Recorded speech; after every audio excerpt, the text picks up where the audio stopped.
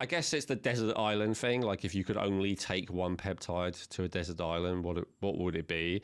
And for me, that would be thymosin alpha 1, which is sometimes shortened to a TA1. So why is it my favorite? I love thymosin alpha 1 because of its strengthening and regulating effect on the immune system. Our immune systems are under assault these days more than ever before. You know, there's I don't think you have to go too far into conspiracy world to say that there are factions out there that are actually looking to create more and more dangerous and contagious diseases, right? That's part of like a military approach for many countries. So the idea that we don't have to worry about our immune system in this day and age is foolish. As we've talked about in other episodes, the immune system is impacted not just by organisms, but also by toxins of all kinds, whether it's heavy metals and mycotoxins and pesticides, xenoestrogens, BPA, you know, it goes on and on and on and on. All of those things are also negatively impacting our immune system. Stress is negatively impacting our immune system. So we have so much going on. What is thymosin alpha 1? It's basically the primary peptide that supports the functioning of the immune system. So a lot of peptides and hormones are basically going in there and like upregulating or downregulating. So one we've talked about, for instance, a lot is the thyroid. And basically more thyroid hormone means more mitochondrial activity. Less thyroid hormone means less mitochondrial activity. Well, it's pretty similar for this, for thymosin alpha 1 and the immune system. More thymosin alpha 1 means more immune system activity, more strength of the immune system. The main gland in the body that will produce thymosin alpha 1 is called the thymus. And the thymus is this little gland above the heart. And I say it's little. And the reason is that when we're very young, the thymus is actually a big, strong organ, which is, you know, really, I guess, creating and pumping up our immune system to begin with. And then there's a lot of speculation, which seems reasonable, that as we get older, that thymus really does shrivel away compared to before, compared to any other organ. It really gets a lot weaker and is producing a lot less thymosin alpha 1 as a result of that. And so because of that process, our immune system isn't working as well. Now, it's good to try and rejuvenate our thymus with all kinds of techniques to try and get our immune system creating as much as it can endogenously. But still, as we talked about at the beginning, if you want to cheat, if you want to optimize, either way, if you want to be the best you can be. So when would I take thymosin alpha 1? I actually take it frequently. I do it a little bit differently than what they say. They tend to talk about doing a high dose, you know, periodically, like every few days, or just taking it if you're concerned about an infection. My experience with it is that there's no like upper limit and there's also no tolerance. The only thing that could be said about using it a lot might be that it's wasteful, that you don't need it.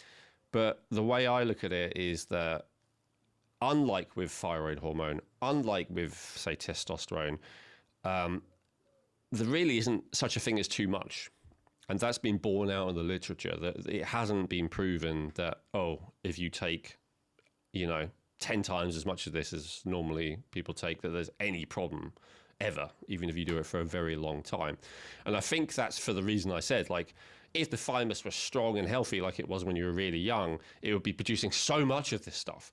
And so the fact that you're adding some, it helps, but it's still not going to be any, you know, it's going to be very hard for you to, just in terms of money, unless I guess you were very wealthy, it's not the cheapest peptide, so you'd have to spend so much to get to a level where it might ever be excessive. I guess that might be the reason why no one's ever done it before. So I like to do it a lot because I like to support my immune system a lot. I would definitely make sure that I did it before a flight. If it was possible to take it with me to whatever country I was going to, I would definitely do that as well. I would have it even before I go into a big city, before I had public transport. I mean, just anything. And if that sounds over the top and uptight, I wouldn't be like scared if I didn't take it. I don't mean that, but I just mean, why not support yourself? Why not give yourself a boost? You know? So yeah, I'm a big, and of course, thymosin alpha one. It's a fairly big, long peptide, and my understanding is that your body makes smaller peptides out of that, like it cleaves the peptide into pieces, and then those pieces have other functions that are also beneficial secondarily.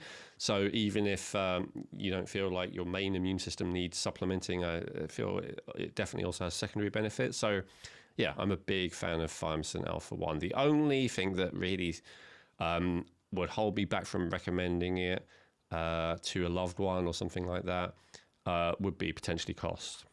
Right, yeah, because I was going to ask if there are any kind of safety concerns or any space within, like, but I think you touched on it with dosing and things like that. But let's just say you've got somebody out there that's got an autoimmune disease where they say, well, wait a minute, if I've got autoimmune and you're up-regulating and my immune system's already causing me damage, can you speak to that?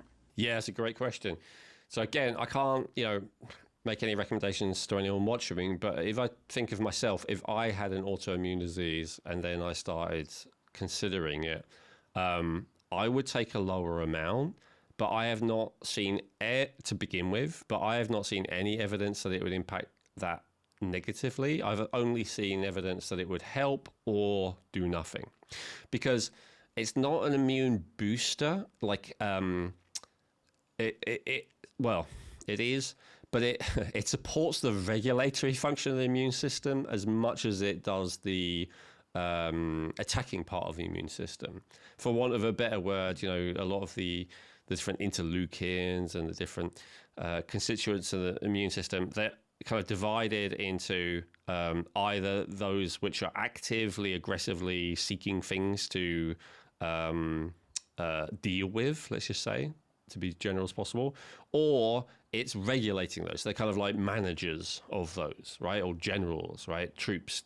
Let's not create too many troops. Let's not send too many that way. Let's not have them attack that. That's actually a piece of human tissue. You shouldn't be attacking that, guys. So it's almost like a manager. And so thymosin alpha 1 supports both the regulatory and the strengthening of the dealing with, let's say, attacking function. Although it could be, it's not necessarily attacking, because it could be, dealing with waste products and stuff like that. But yeah, the type that's actually doing stuff, the type that's regulatory gets just as much support. So for instance, I would feel much better about using this if I had an autoimmune disease than I would about using, let's say, echinacea, which is much more of an immune stimulator. Anecdotally, I'll say from my experience as well, I've noticed when taking it at the beginning of some kind of infection that it actually makes the symptoms worse, sometimes for a few hours, which I interpret as, strengthening the fighting part of it. And so that's the thing that could support what you're saying, Chrissy, that possibility does exist with someone with autoimmunity, which is why I said I would also start slowly. If I had autoimmunity, I would start at a very low dose and then build up and make sure that I wasn't having a reaction to it. But then I found that after that initial period, then with any kind of infection, it's the opposite. It actually makes the symptoms become less. So for me, it seems to only make symptoms worse during the first part of an illness when an infection is first there. So it's possible. I think it's unlikely. And as I said, none of the literature supports that it would be an issue, but I would still be careful. Are there any kind of different forms, or if somebody's looking into this, that, is there a best form, or is there just one type? Yeah, it's a good question. I mean, that's really the same as like all peptides, which we talked about in the full peptide episode. But I will say this type only works as an injectable. You can't use it as a nasal spray and all the rest. And that's one of the other reasons it may be off-putting to someone.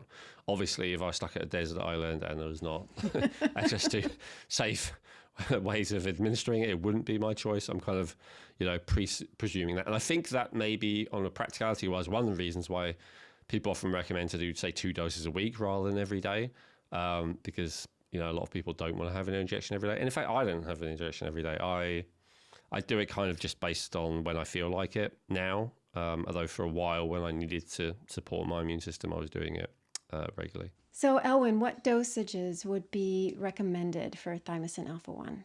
Obviously, I can't recommend anything, but I'll say from my perspective, I would use around 0.5 mg per day if I wanted to support my immune system, for an ongoing reason.